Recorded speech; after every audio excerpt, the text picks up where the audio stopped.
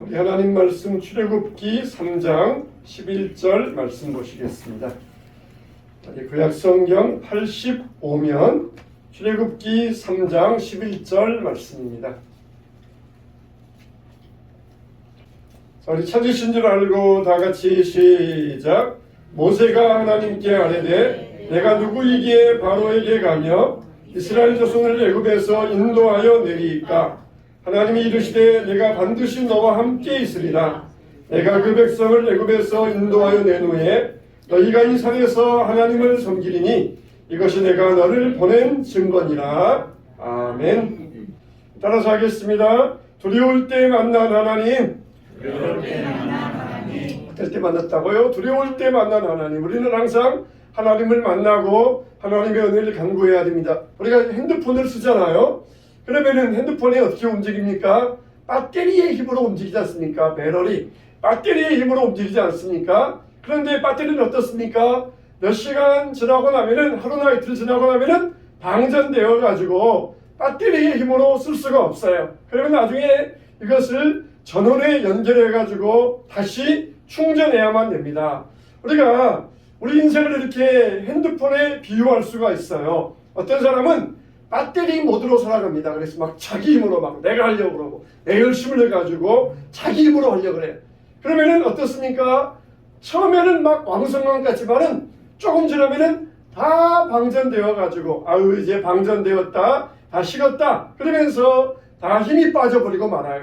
그러나 우리가 항상 전원에 하나님께 나를 연결하면은 그 힘은 어떻습니까? 무한합니다. 무한대의 힘이 나옵니다. 몇 날 며칠이 가도 절대로 방전되지 아니하는 힘이 전원에서 나오는 것이에요.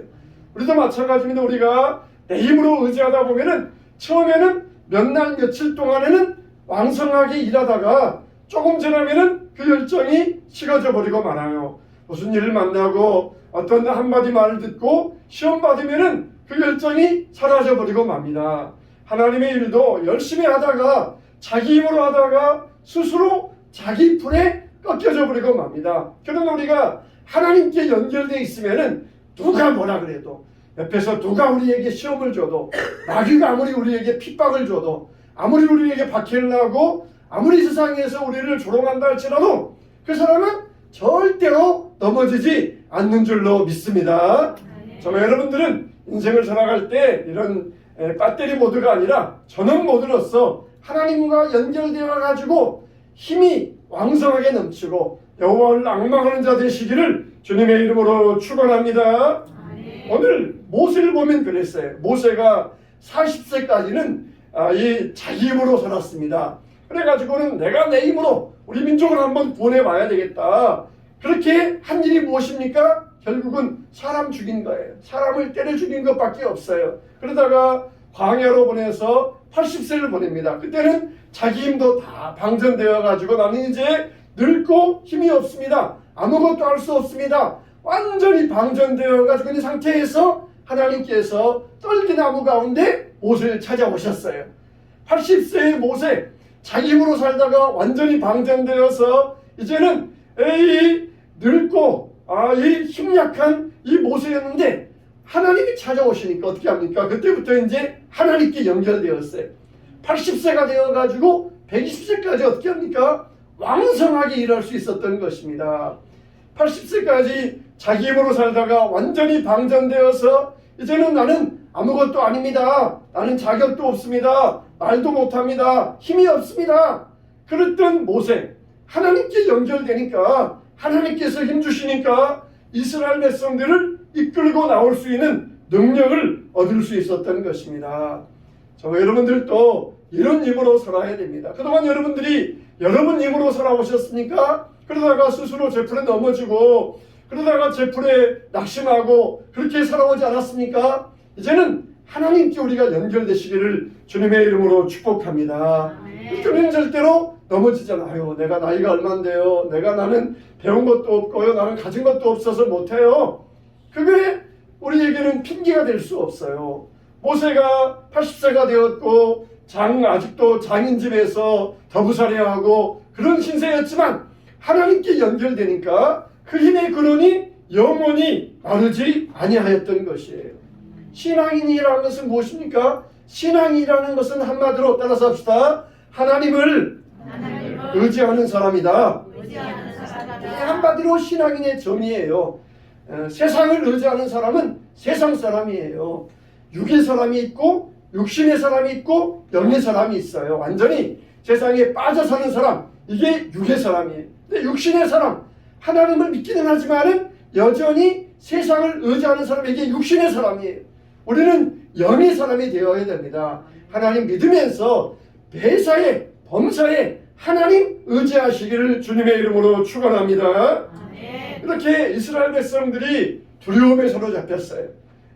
애굽에서 430년을 노예 생활한다는 것은 얼마나 어려운 일이었습니까? 그래도 430년을 살아도 그냥 살았으면 좋았을 터인데 요셉을 알지 못하는 왕이 일어나서 이스라엘 백성들을 학대했다 그랬어요. 학대했다.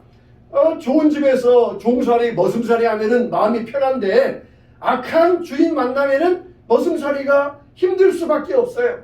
이스라엘 백성들이 처음에는 요셉을 따라서, 요셉이 애굽의 총리 대신이니까 아주 애굽에서 고센 땅에서 편하게 살면서 좋은 데서 안전할 수 있었어요. 근데 요셉을 알지 못하는 왕이 일어나자 이스라엘 백성들을 학대하자 그들이 하나님께 부르짖기 시작했던 것이에요.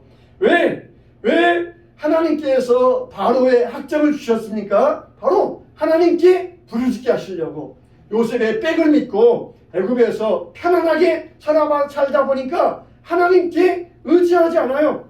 하나님께 연결하지 않습니다. 그래서 학점을 통하여서 이들이 그동안 세상 의지하면서 요셉 의지하면서 편하게 살았느냐? 이제는 나를 의지해야 된다. 요셉은 결국 죽지 않았느냐? 인간은 다 저와 같이 죽을 수밖에 없다. 그러나 하나님은 영원히 살아계시느니라.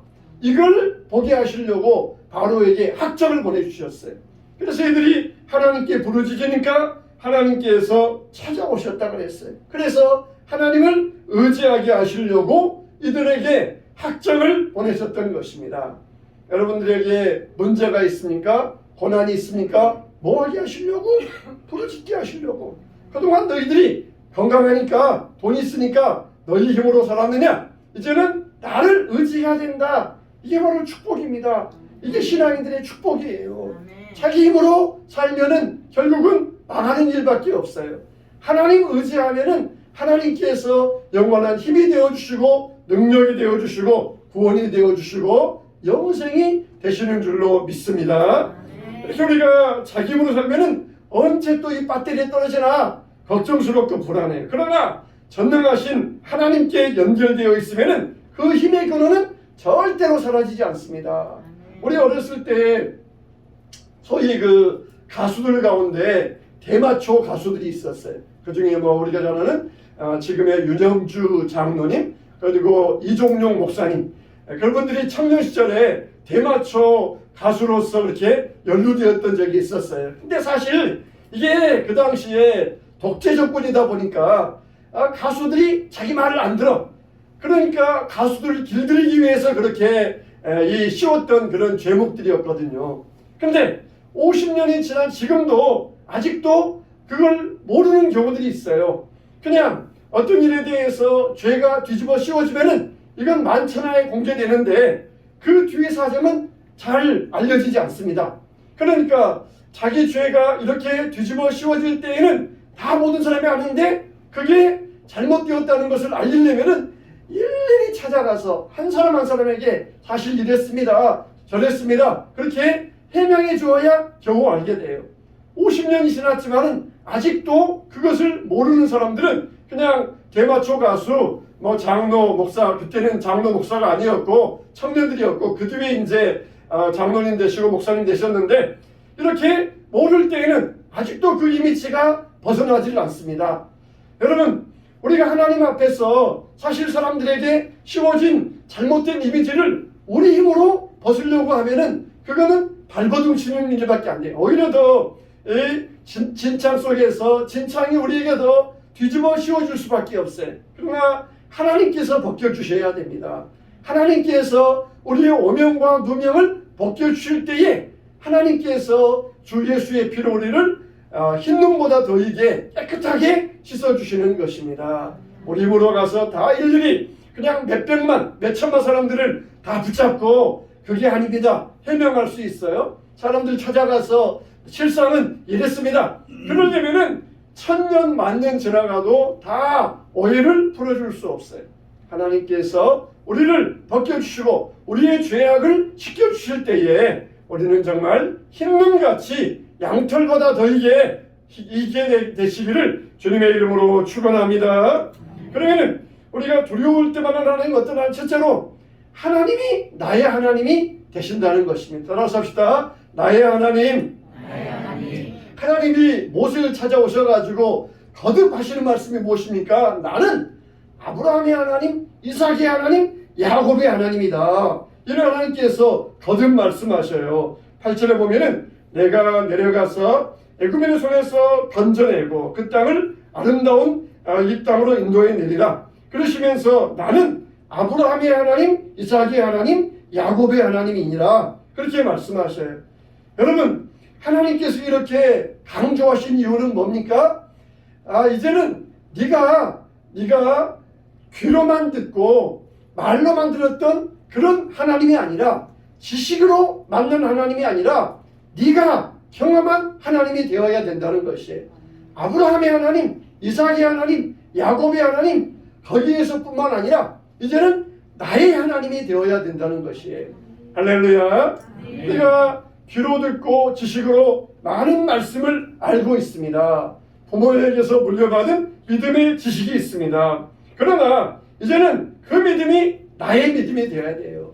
덴마크 교회가, 유럽 교회가 다 이 지식에 빠져 있었어요. 다 부모에게서 수십 대 신앙을 내려오면서 부모에게서 들은 건 많아요.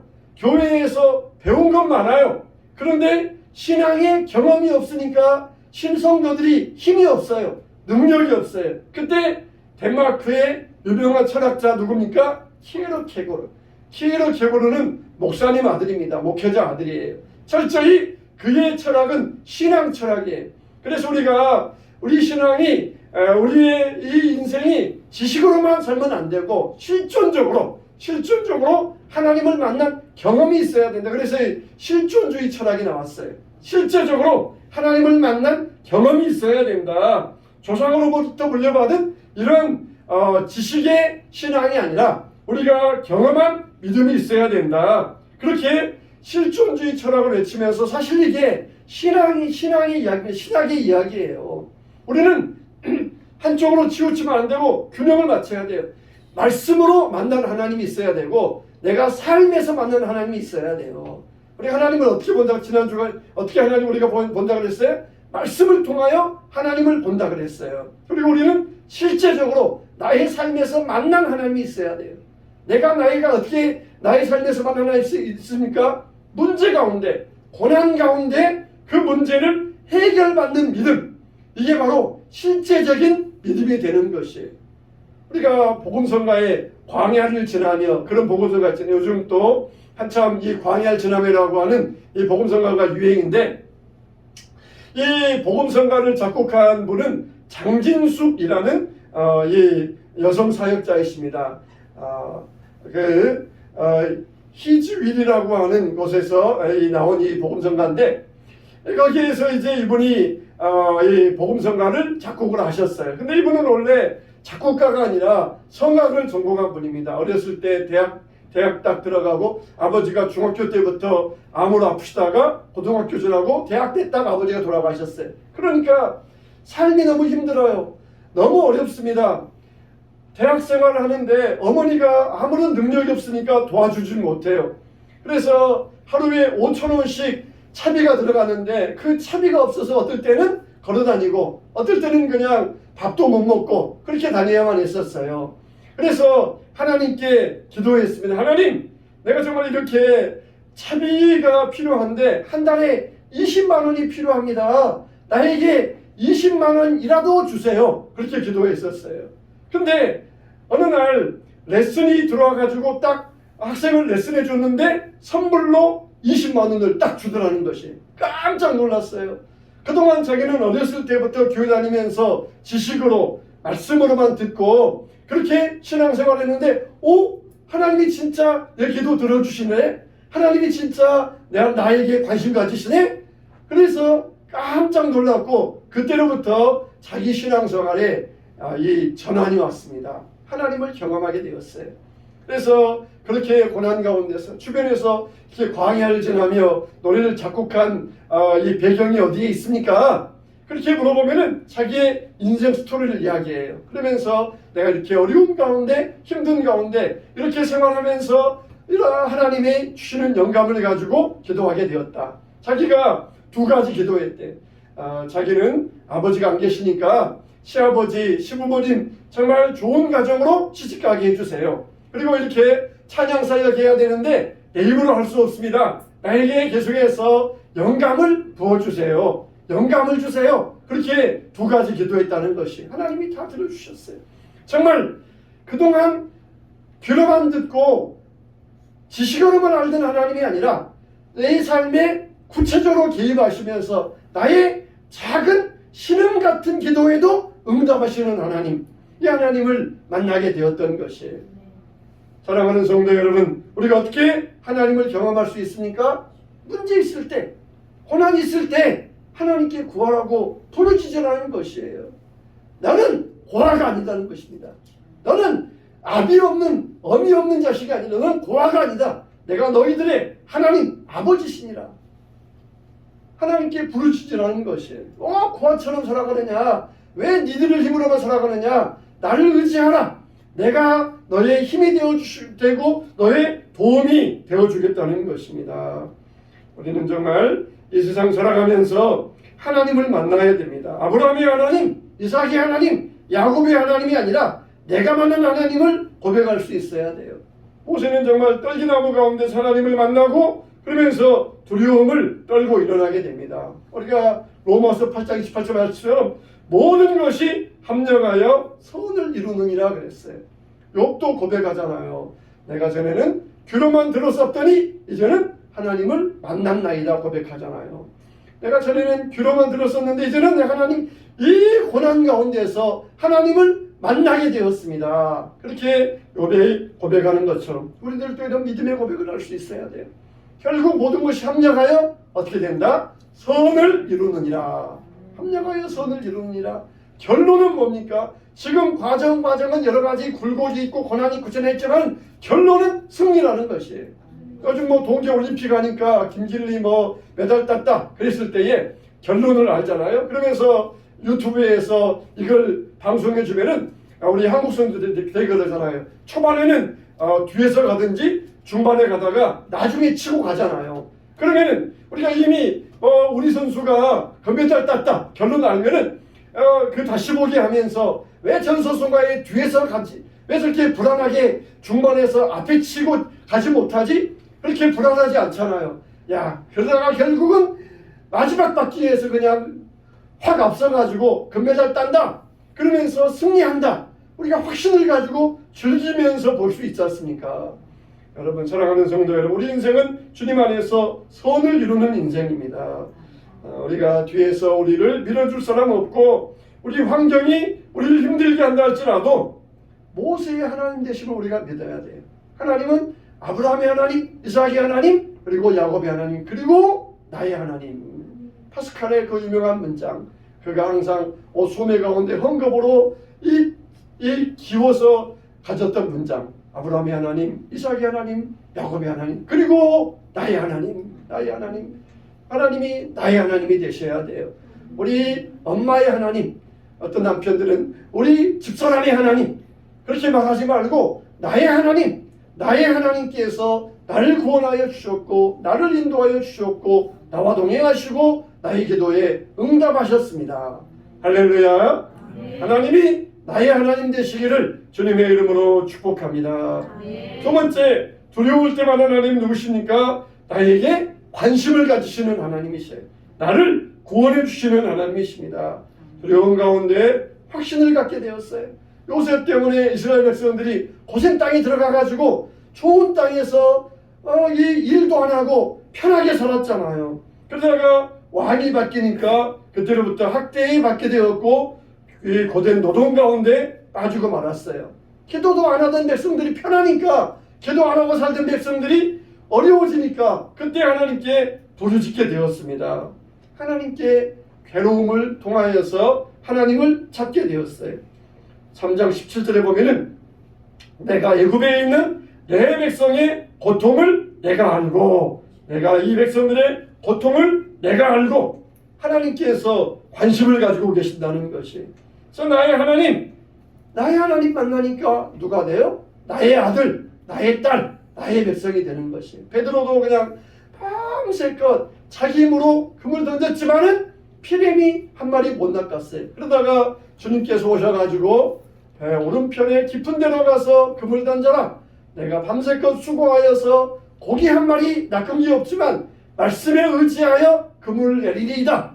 말씀에 의지하여. 그 말은 뭐예요? 하나님 의지하고 내가 그물을 내리겠습니다. 그랬더니 그물이 찢어지게 고기를 낚게 되었다는 것입니다. 우리가 고통 중에 있을 때 주님을 찾아오셔요. 고민할 때 주님을 찾아오십니다.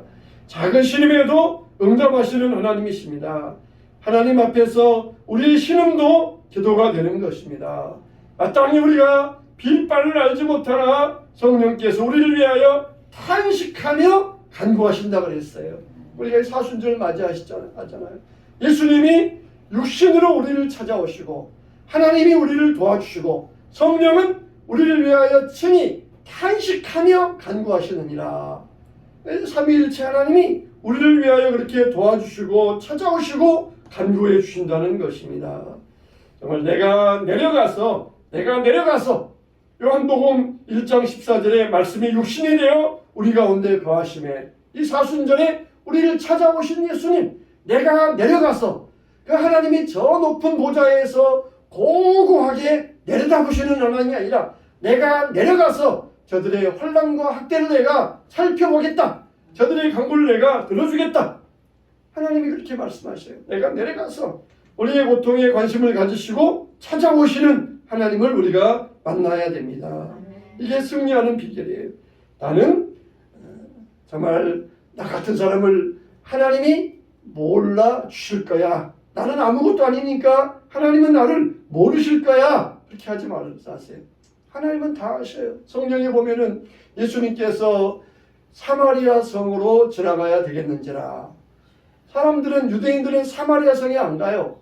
뺑 돌아서 갑니다. 근데 예수님께서 사마리아 성으로 지나가게 될 때 무엇 때문입니까? 5 남편 두었던 그 여인 한 사람을 위하여서 사마리아 성으로 들어가셨던 것이. 동네 사람들도 관심 없고 유대인들은 오히려 더 조롱하고 무시하는 그 사마리아 여자, 이 한 명을 만나기 위하여 일부러 사마리아 성으로 지나가셨고, 그리고 낮에 해가 뜨거운 그 시간에 우물가에 앉아 계셨어요. 아니, 뜨거우면 그늘에 앉으셔야지 왜 우물가에 계십니까? 그 여인을 위하여, 그 여인을 만나기 위하여 찾아오셨던 것이에요. 예수님은 지금도 한 사람, 작은 사람을 찾아오십니다. 한 명을 보고 찾아가시는 것이. 여러분, 예수님이 왜 이 자리에 오셨어요? 여러분, 한 사람을 만나기 위해 오신 것이에요. 우리를 그냥 대충 만나고 우리를 그냥 이렇게 한 번씩 둘러보고 오신 것이 아니라 여러분, 한 사람을 만나기 위해서 이곳에 오신 것이에요. 하나님은 우리의 모든 문제와 고통 가운데 관심을 가지고 계시는 하나님이십니다. 이게 바로 우리가 두려움 가운데, 어둠 가운데 하나님을 만나는 관계가 되는 것입니다. 자, 여러분들도 이 두려울 때, 어두울 때 나의 고통에 관심을 가지고 찾아오시는 하나님을 만나시기를 축원합니다. 세 번째로, 두려울 때마다 하나님 어떤 하나님입니까? 나를 통해서 일하기 원하시는 하나님이셔요. 우리 인간의 영광은 무엇입니까? 하나님께 쓰임받는 것입니다. 여기 물컵이 있어요. 이 물컵의 영광은 무엇입니까? 물컵으로 쓰임받는 게 물컵의 영광이에요. 마이크가 있어요. 마이크의 영광은 무엇입니까? 마이크로 쓰임받는 게 마이크의 영광이에요. 이 마이크를 가지고 빗자루로 쓸 수 있습니까? 마이크를 가지고 몽둥이로 쓸 수 있습니까? 그러면은 그 마이크는 비참해지는 것이에요. 우리의 영광은 무엇입니까? 하나님께 쓰임받는 게 우리의 영광이에요. 여러분, 마귀에게 쓰임받으면 되겠어요? 돈의 노예가 되면 되겠어요? 우리는 이와 같이 하나님의 손에 쓰임받는 게 우리의 영광입니다. 우리는 하나님의 사명자로 일해야 돼요. 하나님께서 모세에게 뭐라고 하십니까? 가라! 바로에게 가라! 내 백성을 불러내라! 그러면서 하나님이 이 모세를 찾아오셔서 모세에게 소명을 주셨던 것이에요. 소명은 내가 하고 싶은 일을 하는 것이 아니라 하나님이 명령하신 일을 하는 것, 그게 소명이에요. 그게 소명입니다. 모세는 어떻게 합니까? 나는 자격이 없습니다. 나는 나이 들었습니다. 나는 입도 둔합니다. 할 만한 사람을 보내주세요. 여러분, 우리가 겸손해야 돼요. 겸손해야 돼. 근데 겸손하지 않아야 될 때가 있어요.